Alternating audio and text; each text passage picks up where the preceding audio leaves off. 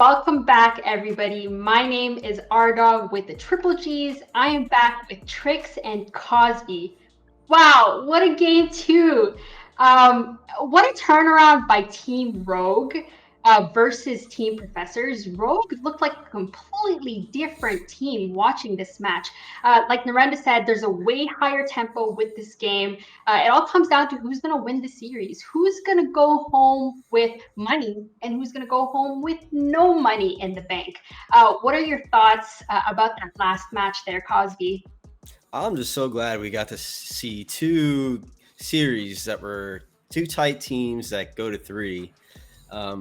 But as far as this game is considered, it was a banger. It's like the things that I saw that Rogue was doing really well last game. They did it and then some this game, and that's really what pushed them over the hump. It was. What about you, Trix? What did you take away from it? Well, that level 1 Fiesta, you start all your CC abilities like Rampage starts Rock, Sevarog starts Subjugate, and they get the 2 kills. Cool, Survivor Backs gets that extra longsword, and then we immediately saw the consequences of Rampage is clear now, is so much slower. Sevarog can't step up into lane. Mr. Guru is completely zoned off the wave by Tekken Kid because he doesn't have that siphon to contest, the crunch. So we immediately saw Guru get behind. Survivor wasn't able to press that lead that he had with that item because it's so early. And then we saw, jungle ganks on jungle ganks on jungle ganks, that Richter showing up and being a menace, first from the Professors, now from Rogue. And then, just kind of as the mid game came, the Professors kind of fell apart. Right. And I know Nerendis spoke a little bit about how Tekken absolutely dominated his lane, even with the previous game. Does this guy ever lose his lane at all? We know Sevarog has been an absolute bully / meat bag with the previous matches, but Suguru was, as Nerendis was saying, he was getting pooped on. So what do you think, Cosby, about that offlane matchup? Did you think Mr. Guru had a chance? I just think Tekken's got the Hadouken or whatever secret tech it is. No one can beat him. We saw last game he was just dominating, and then I think that's really from the 2 games that I've seen them play today. Their strengths are their solo lanes, and the game that they won, they capitalized, and the game that they lost, they couldn't capitalize on the lead that they had in their solos. Any thoughts on that offlane matchup, Trix? Yeah, so we saw the first game, Sevarog versus Grux, Guru on the Grux, Tekken Kid on the Sevarog. Grux, as I mentioned, is just not in a fantastic place. He has to get ahead, and then he can kind of stay ahead, but if they're even, that means the Sevarog is ahead because he's going to scale harder into the late game.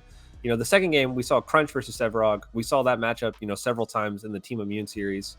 And it's pretty volatile. Crunch can step up. He can trade the damage against the Sevarog.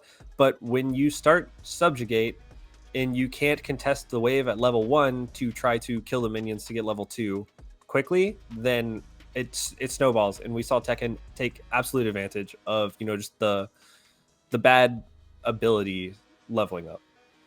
Oh my goodness. Outside of go ahead. Outside of the lane phase, the casters kind of pointed out that the strength of Professors is really their team play. And what I saw a lot is a lot of individuals trying to 1v9. I don't know if it was the pressure from trying to close out a team to try to make that big play to seal the victory and move on. But there were a lot of plays that were flash forward, rift walker combos, or just frontliners way too deep. I think if the Professors want to win game 3, they have to play cohesive like the Professors that we know. Right. And this coming match this is the money match. Like I said, who's going to go home with money and who's going to go home with nothing, right? Who wants it more? Is it the Professors or is it Team Rogue? I really do want to see Team Rogue move forward because I also picked them and I predicted that they were going to win the series. But I want to talk about one of the fights. Nitro getting picked up near the Prime Pit. That was around 21 minutes in. They kill 4 people on Team Rogue, but then Picker just W keying and he keeps pushing and the Professors lose an inhibitor. What do you think the Professors should have done there, Cosby? The interesting thing about that play to me was that it happened at the exact same time the botched Gideon ult happened in the previous match, the turning point for them in the first one. You got to respond to the split push though. You got to send one guy there. The Orb Prime just does so much damage with the little purple missiles it shoots in the air. You got to be able to hard commit, and if you can't, you just move on. Like, you take it decisively. Can't do the coin flips that NA just loves to do. It's you want to make sure that your lead is doing something for you, and when you throw it at a big objective, there's no worse feeling in the game. All right, let's see what the draft looks like. Team Professors, so that's Rdawggg, Guru, Crazy Fool, Survivor, Soul Reaper, and Team Rogue, Nitro, Pinzo, Haru, Abby Picker, and Tekken Kid. What kind of bans do you think will come through, Trix, from these teams? Well, there's the Rampage ban. I was going to say, I'm really hoping for the Rdawggg ban. Just get it out of the game, and have the Tekken versus Guru matchup straight up. But, Gideon banning that off of Soul Reaper, allows Rogue to pick up a mage either on their first two picks, or it forces Professors into picking a strong mage level or as their first pick, which, drafting, there's levels to it. It's really hard, but like I said, there's the howitzer, forcing Professors into that kind of mid pick to get the prio. Right. No, we won't see Sev. They're just tired of playing it. They'll just let it go through. He's being overused, you think? Cosby, what are your thoughts on this current picks right now? So Rogue picks Richter and the Rdawggg. Professor's locking down Howitzer, so it's probably going to be a Soul Reaper pick right there. This, as we say, I just don't understand there should, from my perspective, it seems like Rdawggg should be the pick or ban, but he's getting through to the third round of picks every single time. And Rdawggg Decker, same with last draft, got picked at this spot as well. So, Trix, what do you think about the current picks right now? So Rogue locking down Richter. We've got the Rdawggg, Belica yet again, and the Crunch. I'm thinking that's probably going to be Tekken Kid on that Crunch, Pinzo on that Belica, Rdawggg being played by Haru, and Richter, of course, being played by Nitro. I guess so. They're absolutely running it back. Rogue, I mean, if it isn't broke, don't fix it. And, it's on Professors to try to change it up. So, I mean, Professors is changing it up. This is very different than what we've seen before. But Rogue with the exact same draft, I'm expecting to see the exact same strategies. They saw that Crazy Fool didn't go for that Reclamation last game. I was hyping it up. I was saying, it shuts down their team comp. And then Rogue just didn't have to go for it because the Professors kept getting picked out. Now they have a little bit more of a team fighting comp. I really like Howitzer, long range damage. Combos really well with the Decker stun or Rdawggg subjugate into the Howitzer, that boop. Grux with the big pulls and stuff. But we were trash talking Rogue's draft, saying it wasn't cohesive last game. But after seeing it in action, I think that I like Rogue's draft better here.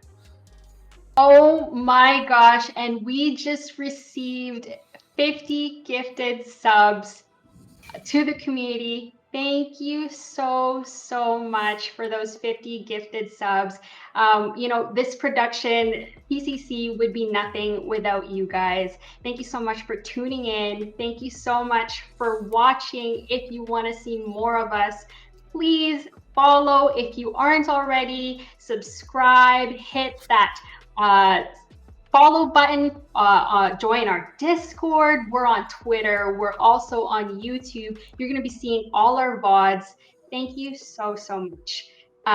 This whole tournament, what a pleasure for us to be a part of it and to have you guys be a part of it as well. Trix and Cosby, any thoughts? Last remarks? Let's go, Appy. Go Professors. Go Professors. Okay, yeah, Team Rogue. Once again, thank you so much to our anonymous gifter for the gifted subs to the community. We would be absolutely nothing without you guys. Okay, we want to see game 3, right? I think we do. Nerendis and GeronimoJak, take it away. Let's go.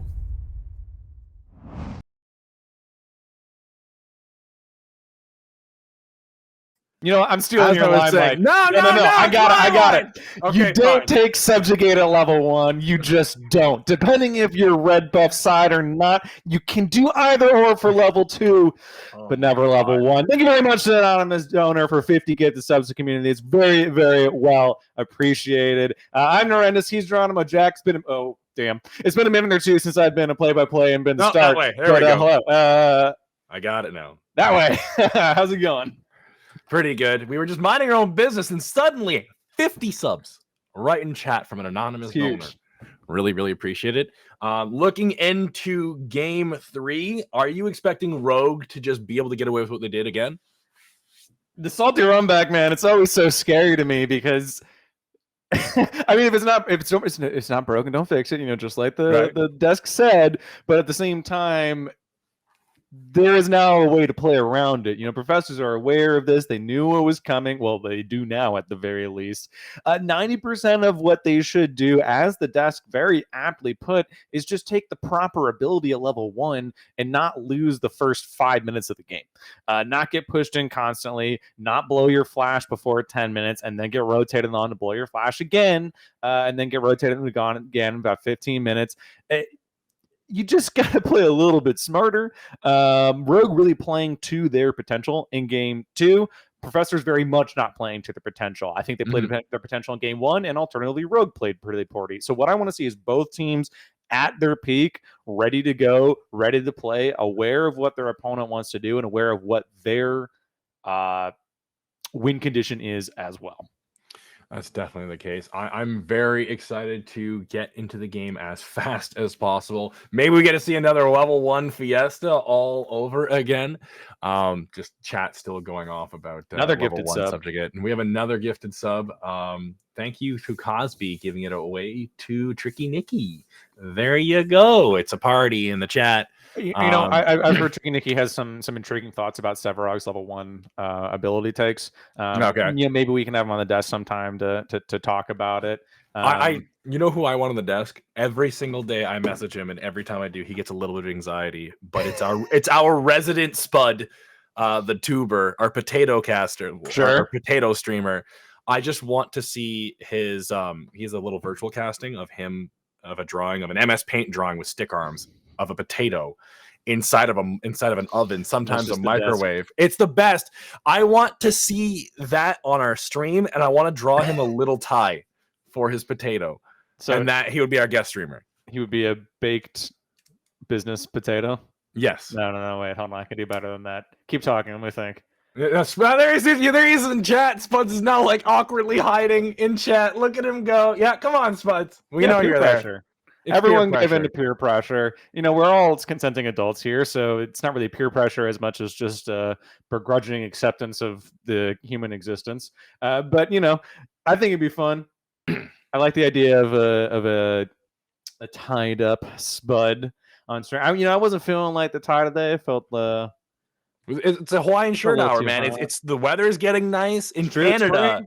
In Canada, it was what, 50 degrees. You today? Guys have nice weather? I didn't know that. No, for us, I mean that's cold usually for everyone else, but for me, I was walking outside, taking a walk around the block with a shirt and shorts and flip flops. Like I'm happy as a clam in that weather. That is freezing, sir. Just no, so you know, that is absolute frigid. That to me is what I probably think you think none of it is. Just a frozen wasteland way up north, maybe even Antarctic at that point. None of it's still no. That place is cold. It's like a freezer here most of the year. So when the weather gets to about 50 degrees Fahrenheit, I'm like, you know what? Shorts, t-shirt. We're going for a hike. I am so happy. Yesterday, 79 degrees, wearing pants. It was beautiful. We won't see that weather for another month or two. Although a few weeks ago we did have, I believe, like 80-90 degree weather in the middle of actually pretty damn hot in the middle of March. Yeah, that's a little sketchy, but yeah, hey. That's a little weird. We had a pretty warm March as well. We kind of go from the whole thing from the 0 degrees to 120 degrees. Not super fun to be completely honest, but it's all right. I always thought being a meteorologist would be kind of fun because you could just like poke at a green screen and be like, oh yeah, this is totally what I'm talking about right here. And there's this here. I'm wondering if the game is going to save me from this analogy, but I'll just keep talking until. No. The game is underway, but I like the banter. I just like shooting the old. I guess shit is the word I was trying to avoid. I'm gonna say anyways. We are. You said it on air, so there's no real taking it back at this point. Yeah, they are. You think it's gonna be level 1 kill? No, I don't think there's gonna be any level 1 kill this time. They were going in. They're getting the ward on the blue buff to see if there's going to be the information to see if there's going to be a start on Professor's side on the blue once again. Yeah, I'm glad everyone's kind of chill here, to be honest. It's game 3. It is the end of the semis. You're going in the finals here. If you win, you are knocked out of the tournament for, it's going to be several weeks until we get into another tournament. That'll be group stages. And if you might have to correct me on this, but if you're not in the top 2, you won't get automatically seeded, correct? That is correct. So the way it's going to work. So the loser here has to play through the entire group stage bracket once again.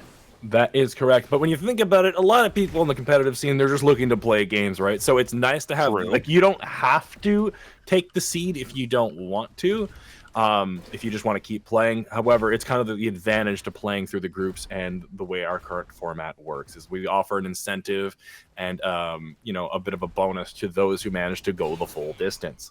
The nice thing is, this is the money match for the bottom half of the bracket. Is Professor's going to be able to get in, get a chance at that $1,000 prize pool? Or is it going to be Rdawggg? And that's we're going to have 2 underdog stories in the same day. I'm excited about that one. I like underdog stories, although I don't know if I'd really call Rdawggg an underdog, to be completely honest. I know that they are, of course... Oh, that was scary. It's slightly lower seeding. It's 3 seed versus 2 seed. But I actually think that these teams are pretty well evenly matched, to be completely honest. I think both of them are probably a 2 seed, and it just kind of ends up at just who gets that extra win and who doesn't. The first series, man, that underdog was about as good as a Hoosiers kind of movie from the 70s. But it'll be all right, because Rdawggg is getting pushed in, as they have been. Crazy Fool and Survivor just dominating this duo lane, kind of as the flip side of Tekken dominating his solo lane. Well, not to cut you off, but a second ago when we were watching Professor's Rdawggg and his Richter on the 2 camp on the red side of the map, he was under a ward. He was under a ward by Professors. I'm trying to get used to who's orange and who's blue. Rdawggg was under a ward? Man, it's like Professors got their vision skills from Legionnaire. Oh my god, you've been waiting. Someone told him to say it, and he's been waiting this whole time to do it. Dude, I had to write it down. I had it written down, and you set me up like a perfect tee shot. I had a good drive yesterday. I needed a second good drive today. I didn't even think I got the right guy, because I was still confused at what team was what. I saw a blue player and an orange ward. So you know what? I was going to jump at any opportunity. I know you were. You gave it to me. I took the shot. Chat is losing their mind right now. We aren't seeing anything major right now. Just the odd poke out, the odd ability being thrown here and there. The teams are playing a lot more cautiously than they were in the second game. But we are seeing a gank going off in the mid lane at this time. There's going to be a pull coming out from the Richter on to the enemy team. And I'm not quite sure if that's going to be a yes. That is going to be a kill. Nitro picking up a kill onto Soul Reaper, I believe. Yes, correct. Soul Reaper went down on the Howitzer. Appy just super comfortable on this Faye. You might have to remind me, or production might have to. Who is it that's banning Gideon? I know Appy picked it in the first game, and it looked medium. Better things could have happened. Exactly. And then it looked really bad. But before that, it looked fine-ish. He's been just dominating Soul Reaper on this Faye. Now 2 games in a row. The second game, there was basically no mid laner from the side of Professors for the first 10 minutes of the game. It's starting to kind of cook that way. The same with Appy on this Faye. Why doesn't he just play anything other than Faye? Production, could you actually let me know who banned Gideon in this game and the previous game? It would... Rdawggg did ban Gideon, as what we're hearing, so they're just going to take Gideon off the map because he's such a strong pick and he has so much versatility as a mid laner. Yeah. However, You know, Soul Reaper just is generally okay on most champions. As we see him looking in the corner, he's applying a little bit of damage onto Appy Picker. There's the R2000 rocket with the mine knockup. He's going to have to go back into the lane, losing a nice chunk of health as he's going to continue farming. It's Soul Reaper going to be picking up the river buff for his team. It's going to be a gray buff, giving him that nice bit of extra move speed as Nitro runs in now for the hook. Just out of range, the gray buff literally saving Soul Reaper's life there. So unfortunate. Very well played, though.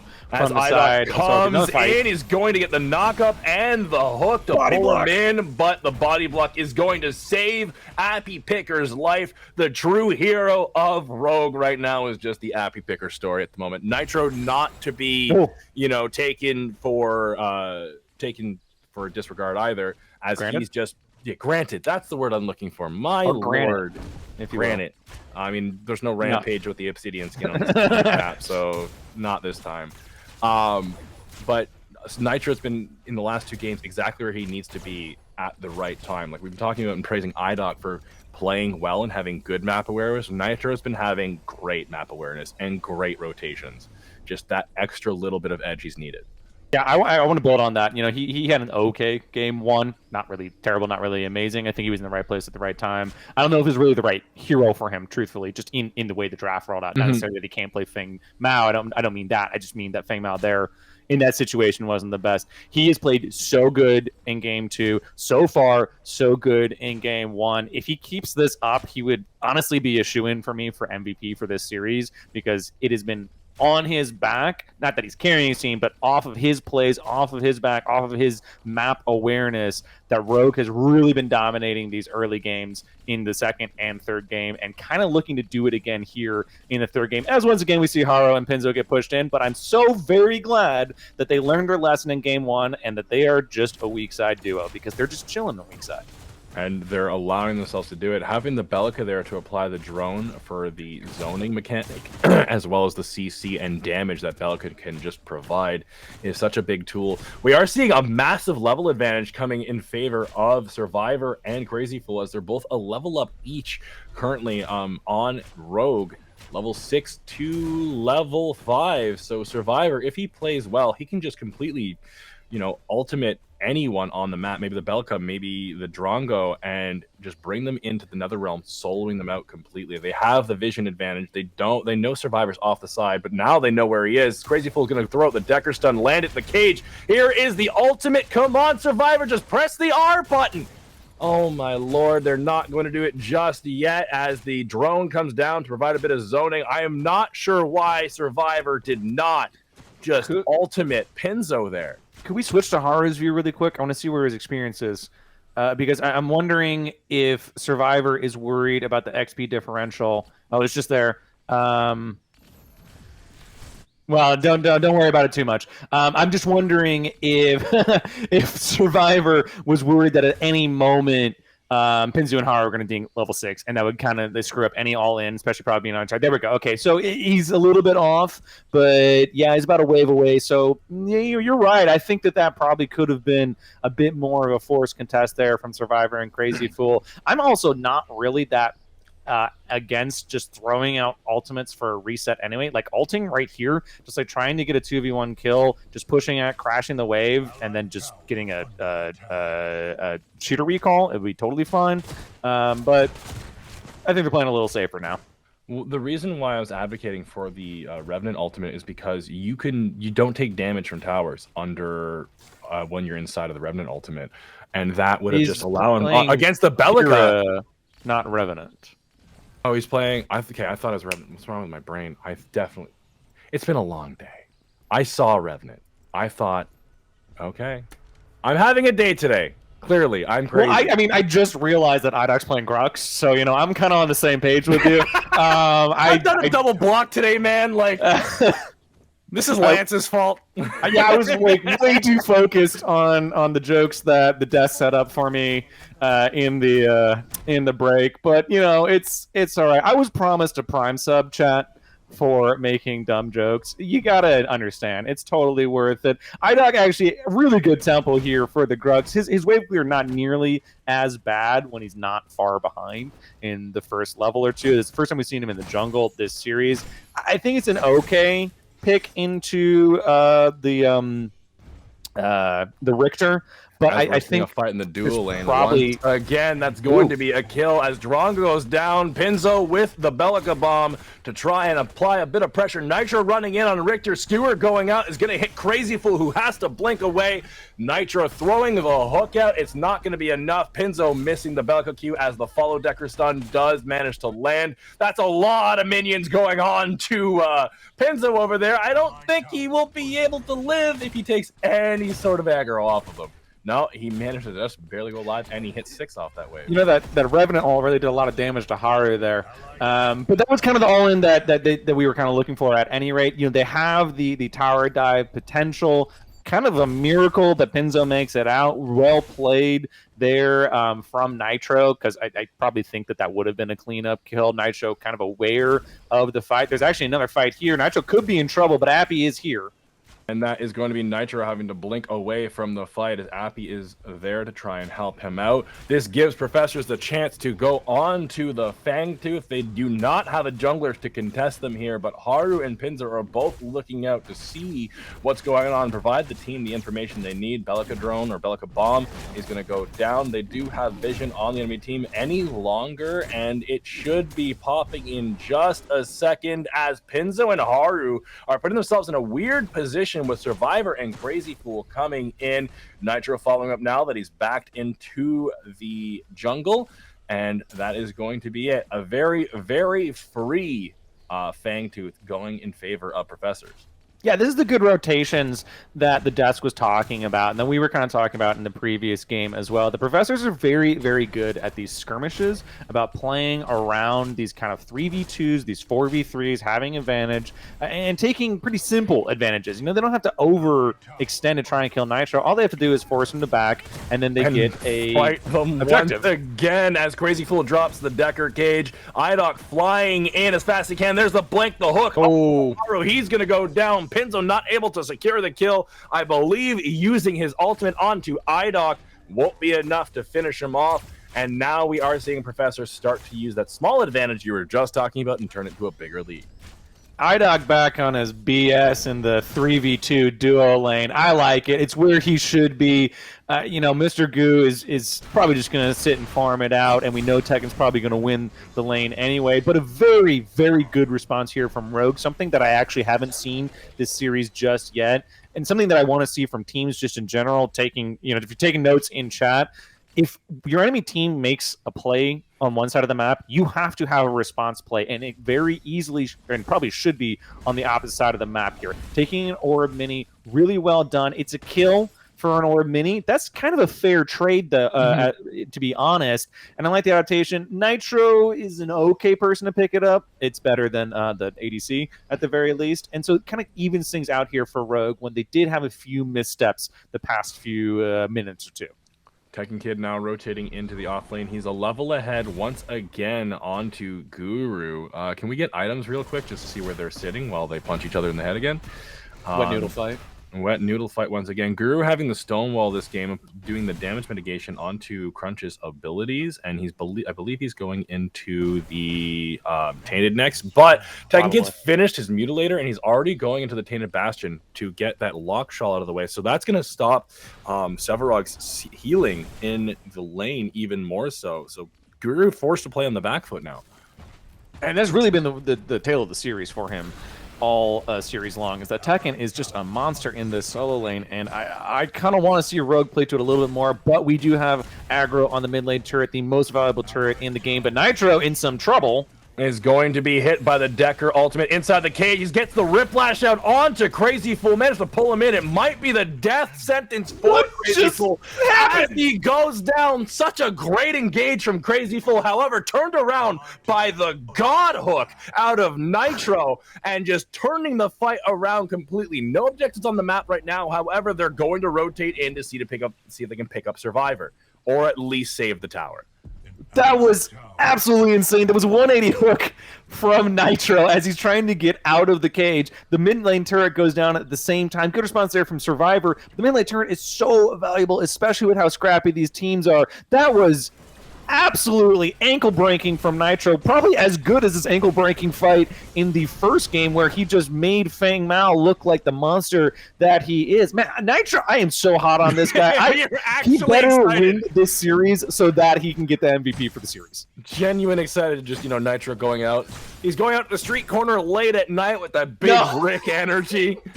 He's a hooker, all right. And Trix might remember that from a long time ago. He's a real hooker, all right.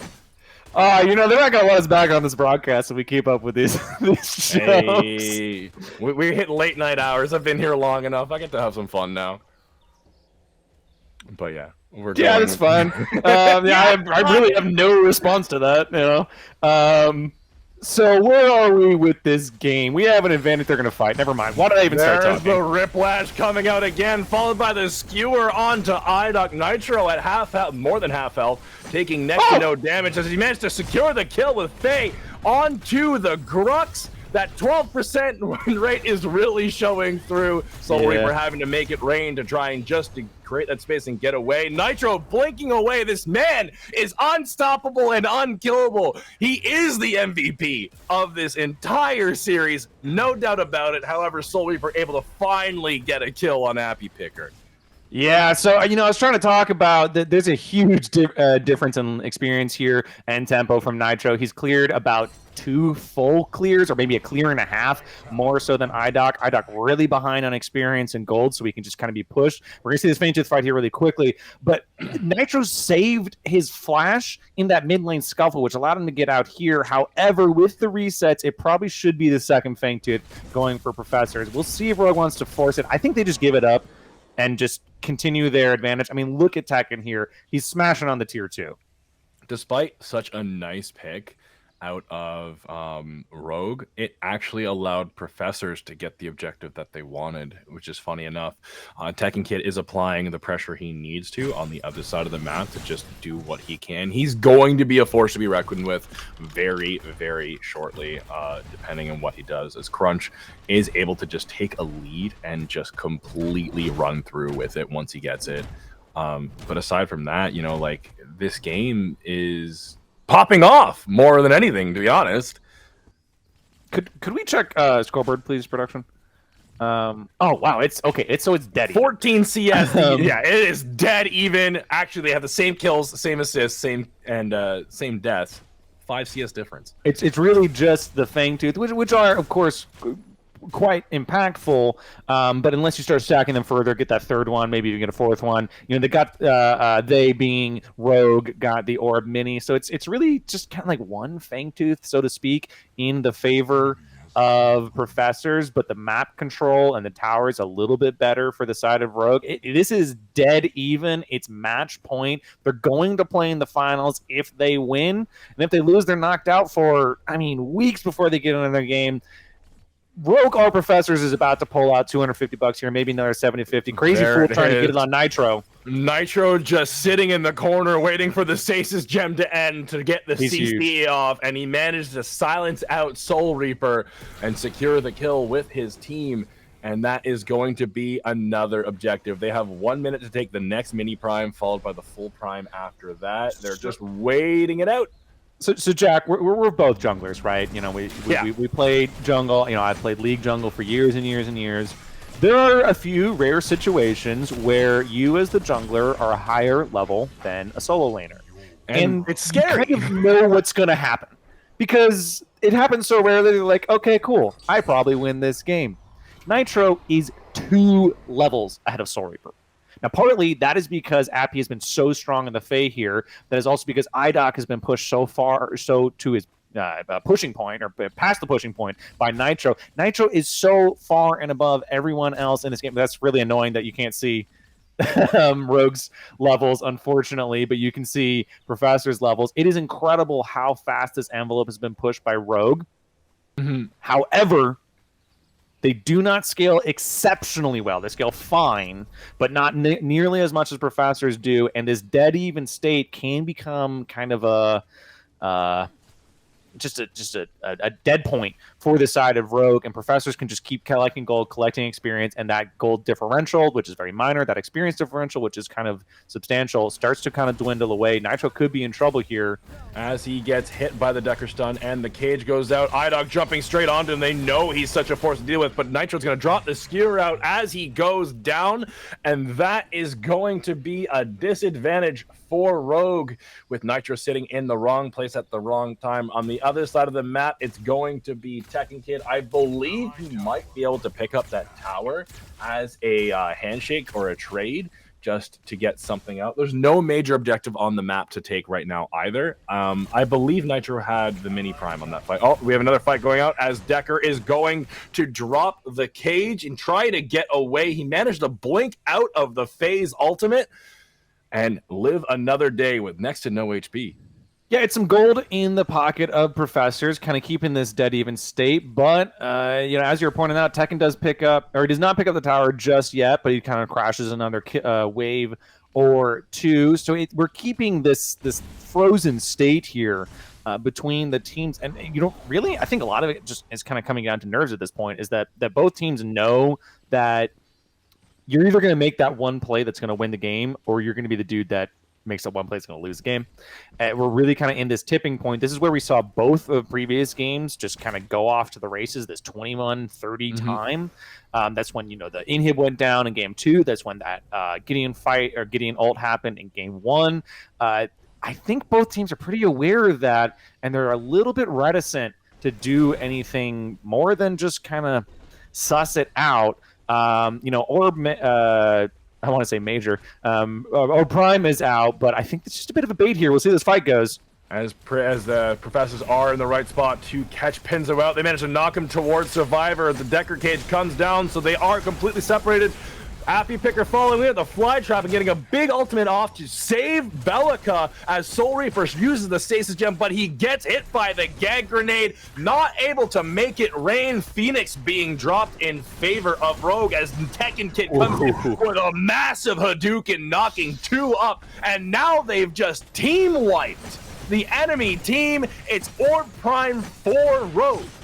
It's just a disaster for Professors. Not even 10 seconds after I was worried about a game-breaking team fight, Professor sets up what looked like a pretty good bait there. Everyone was looking for Orb Prime. We knew it. It looked a little bit scary there for Pinzo as he walked in, but man, Rogue played that absolutely immaculately. They got their way out of the engagement from Professors. Really good ult there from Appy Picker. Split the fight in 2 and allowed the beefy boys of Nitro and Tekken to just run down the backside of Professors, allowed their backside to clean up the front to back, and then catch up to the front line, or the back line, excuse me. And then it's just, at that point, it's a 5v3 with blinking health bars on the 3 players. Professors, really easy cleanup, really well played.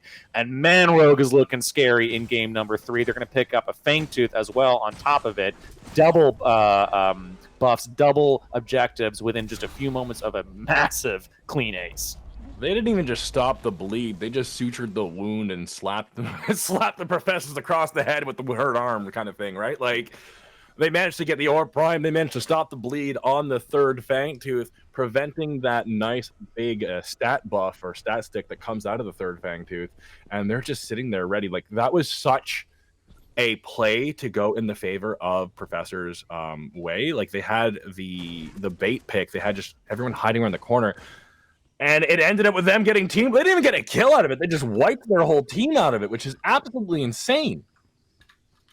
Yeah, I mean, the fight was absolutely immaculate, and it was so weird because it looked like it was going Professor's way, but it really came down to that Appy ultimate. It was in a really good position, that kind of on that, you know, a staircase that like kind of allows you to either engage or pull out, kind of where Haro is standing right now, right on this staircase. Well, right. Thank you, Haro. Thank you very much for illuminating my point. Well done. And it split the fight so incredibly well. Pinzo was able to walk it out. Haro was able to walk it out. Appa was able to walk it out. And then Haro was able to go around the backside and then re-engage with his front line. And I mean, as much as I've been hot on Nitro, Appy Picker is so good on the Fae. He is so good on the Fae that, to be honest, if I had more bans, more than one ban, I would probably ban Fae away from him. I think that would definitely be a smart choice. Hard. Oh, there's Nitro going big mode once again with the Bellica follow-up, and there's the Neural Disruptor on top of Rdawgg's head. 12% win rate on Grux. Taking that into this is just not looking too hot. You're statistically shooting yourself in the foot at that point. Much like Bellica just shot him in the head.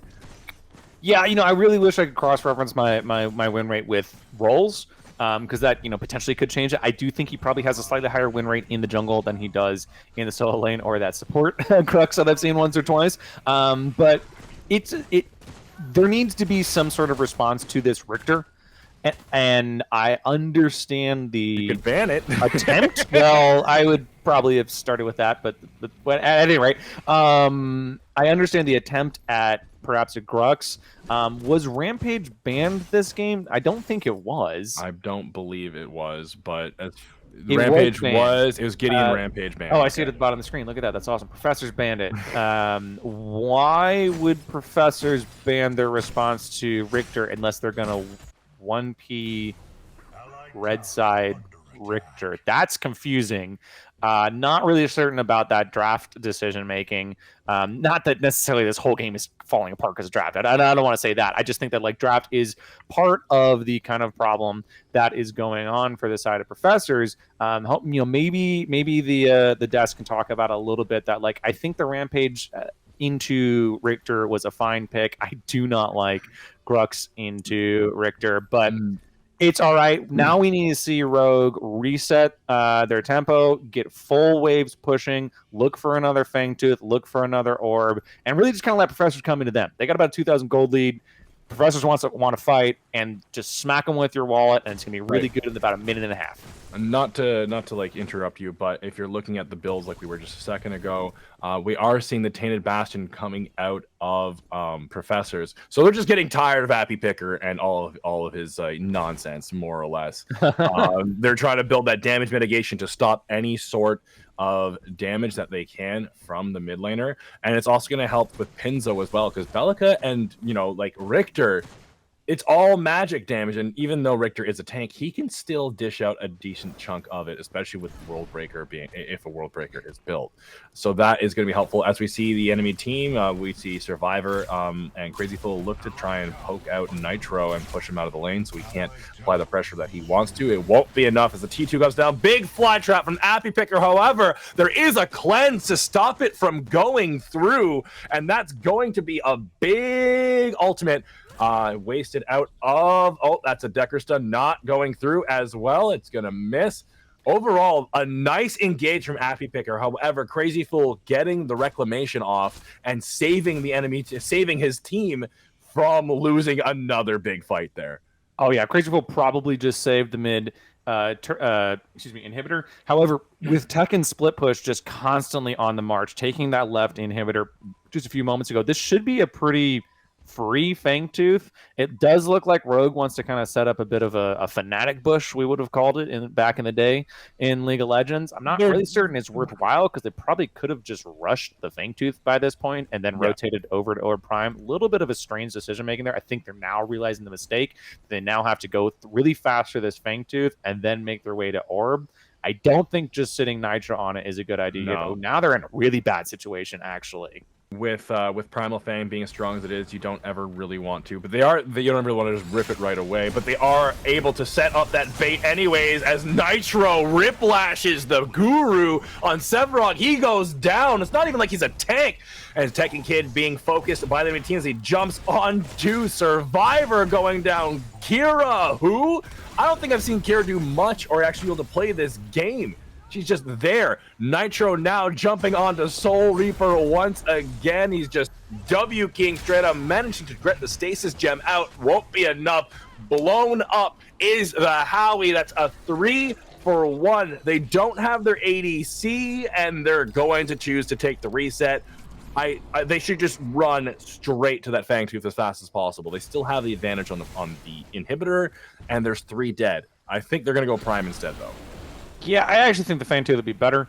To be completely honest, I think that you get the Fangtooth, you get that big team fight buff before anyone or enough people on Professors is ready to contest. Then you rotate over to Orb with that team fight buff. You can just bait him into a fight. You don't even have to really start Orb for that matter. It'll be fine. I mean, I think they still can secure this. No, it just was a the slight juke. misoptimization, perhaps. No, it was the big brain play because you saw on the mini-map Professors went to check the Fangtooth. They didn't see anything, and now they're already more than halfway through that prime, guaranteed, buying them that time they needed to do the damage to it. Professor's just getting in there now, and it's not enough as Tekken Kid is going to just look for a pick to see what he can get. Crazy Fool dropping the cage down. It'll be just enough to provide the peel he needs for his team. However, that's a primed up team to go to that Fangtooth now while the big minion wave is pushing into the off. Yeah, see, but I'm not really liking this. I mean, Fangtooth is a pushing, or sorry, Orb Prime is a pushing buff. Fangtooth is a fight buff. So now they're doing things backwards, where they're just going to let their Orb buff kind of time out. For quite some time, we're not really no reason, just kind of postulating in this fight around Fangtooth, whereas they would have had a fight advantage. Now they can force a fight. Oh my god, Tekken Kid flashing right in with an uppercut on 2, forcing his team to get away and blink out as Guru blowing up the Razorback, or popping the Razorback, and jumping onto Haru and Pinzo. The Mind from Howitzer knocking them away. They're just trying to chase down who they can.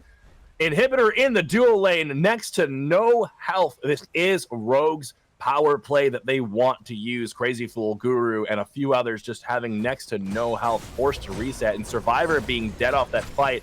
It is a 4v5 in favor of Team Rogue, as Soul Reaper once again getting a little too close than he wants to, having to burn the Stasis Gem, going up, making it rain, trying to get the damage off on Haru, but I believe it was Richter's Riplash catching Howitzer right out of the air for the kill.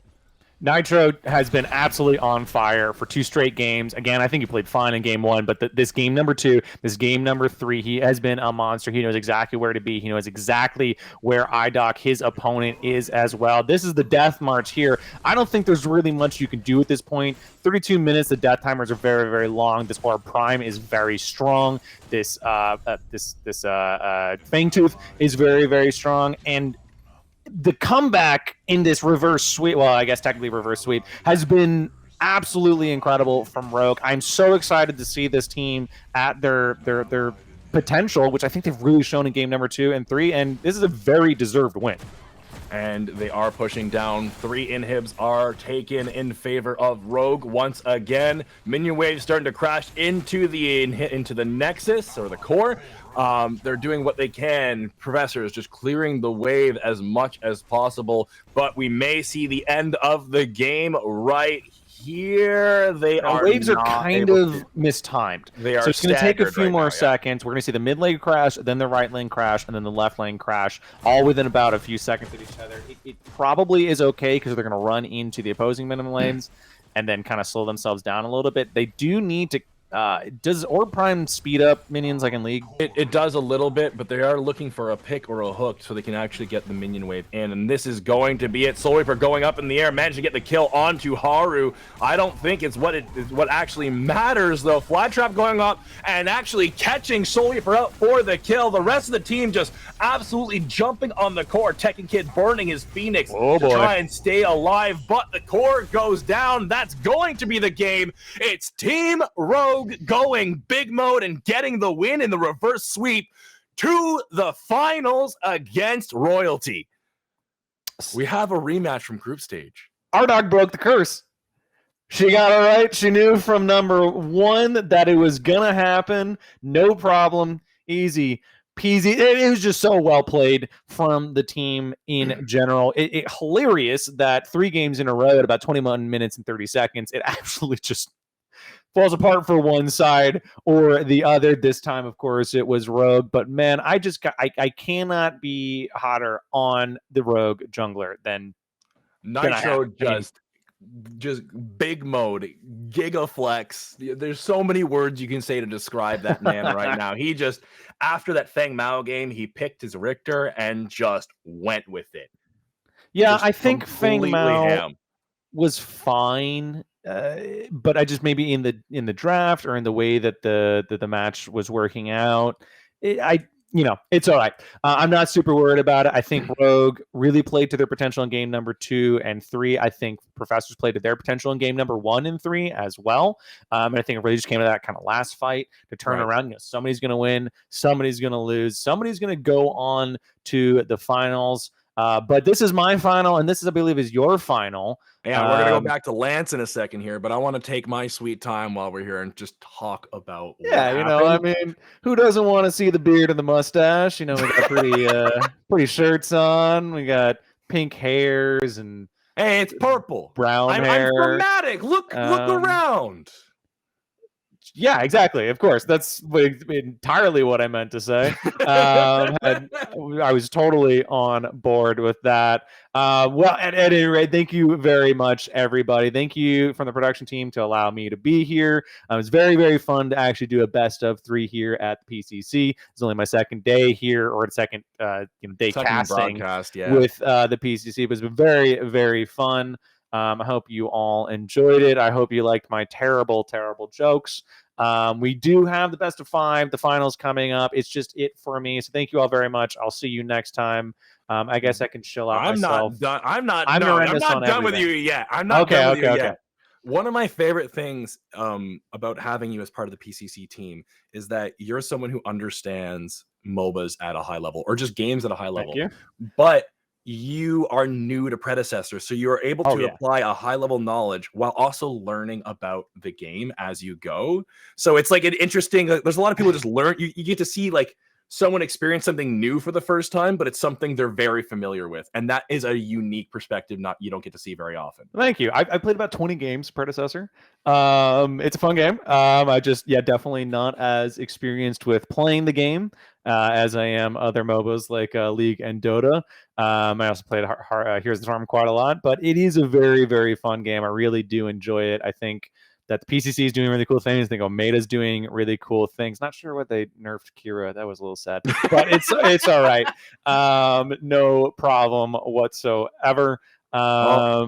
Nerendis, I'm too old and lazy. Nerendis the comp scene chat's calling for it right now. No way. I play way too few games. I'm in law school, which tragically takes up about 100 hours a week. I should be studying right now for my exam on Monday. Yeah, I see you trying to sneak away. You can study right now, but I'm locking you right here, buddy. Yeah. Need to get to work here pretty soon. I have exam Monday afternoon, a Thursday afternoon, and then Monday following afternoon, and all that fun stuff. But if you did like me, if you like Jack, my social medias are all at Nerendis. Twitch, Nerendis, Twitter, Nerendis, Instagram, Nerendis, TikTok, Nerendis.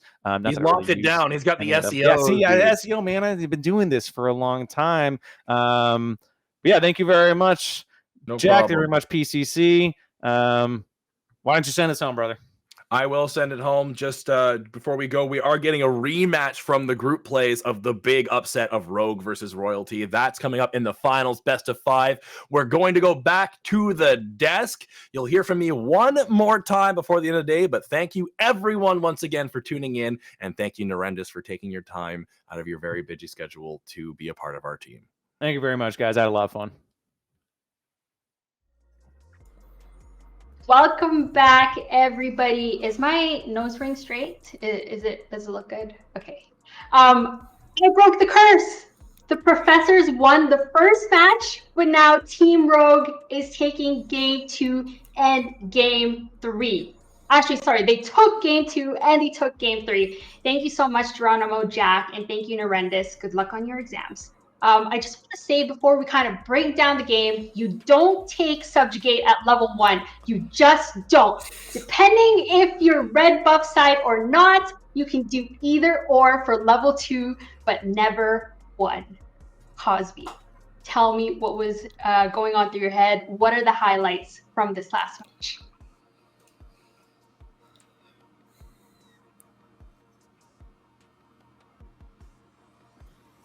Well, thanks. I think that Rogue came in stealth here because no one but you and me saw this one coming.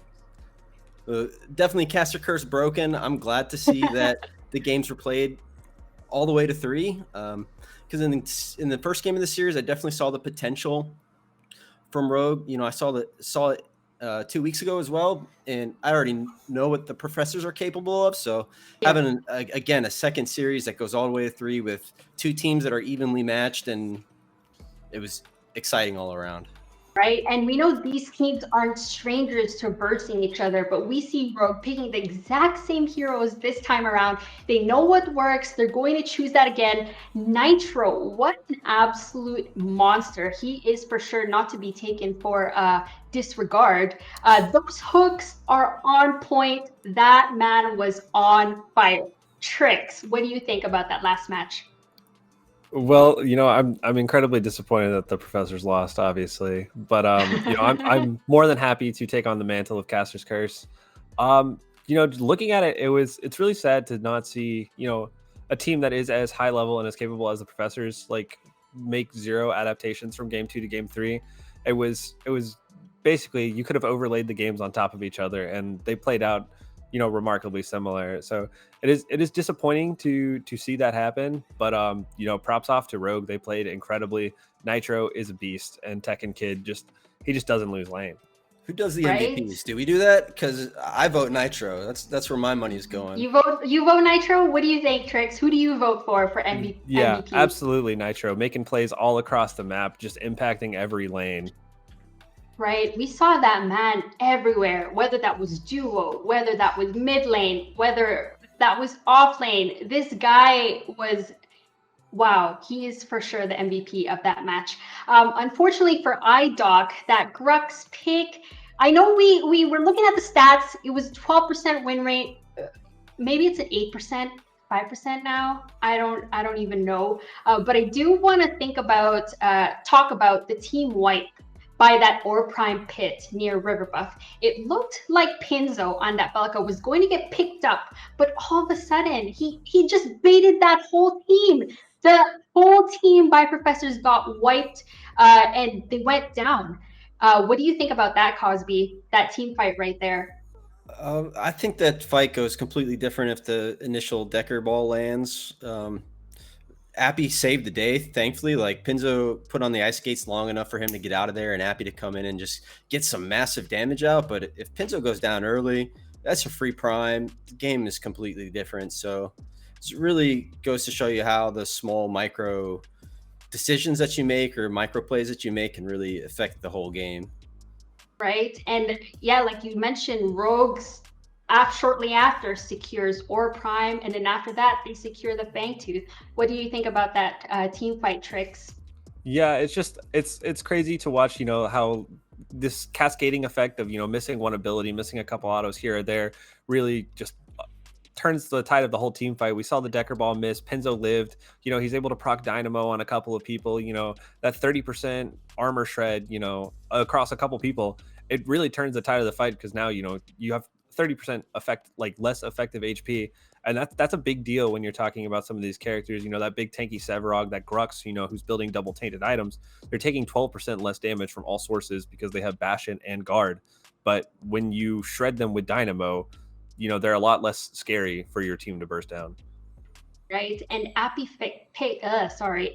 Picker on that Fae was such a strong pick versus Soul Reaper's Howitzer. We know Howitzer is an absolute menace and he is a bully, but Appy Picker was actually one of the strong picks coming from Team Rogue right there. What do you think, Cosby?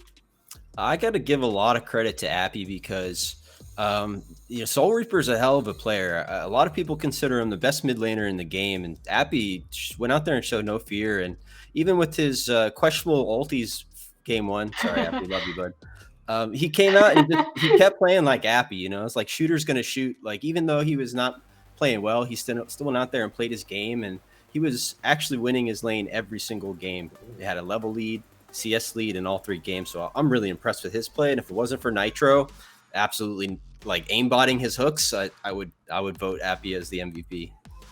Right, and I actually really loved seeing that combo with the Belka knockup right after Nitro just throws that hook and lands it. I don't even know if he missed at all that whole match. I don't even know. What do you think, Trix, about that pick on the Fae by Appy Picker?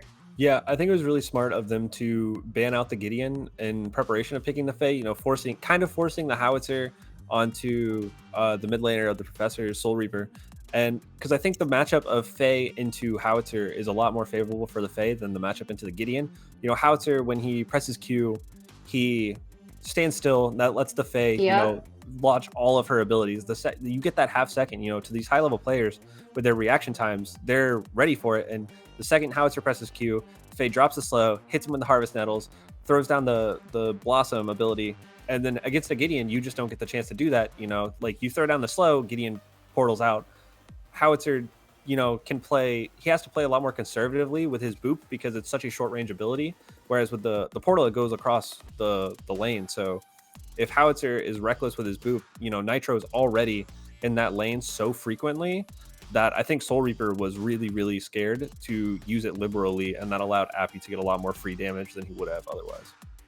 Going back to that, do you think, I guess it would have been a different game if we had a Gideon versus the Fae, but going back to our jungle, because Nitro's the MVP, they banned Rampage. Do you think it would have been a different matchup if they were against the Rampage instead of the Grux, Cosby? Yeah, for sure. And I definitely think Rampage is kind of like Rdawgg's signature character. That's like kind of what I want him on if I was like coaching or playing on his team, because it's like long range engage that he can just like visit the lane over and over and over again. With the Grux, you kind of have to just waddle in the lane and hope that the team doesn't see you come in. And it's not like, he doesn't have the charge forward like he did in the OG Paragon. Right. He can't really just show up to lane. So he didn't really have much presence early. And I think if he was on a Rampage or even the Richter itself, if they somehow got it, like it would have just been a repeat of game one. Right. Congratulations yet again for winning the series, Team Rogue. Any last remarks, Trix? I know you won't be a part of the desk for these next games. Any last remarks coming from you?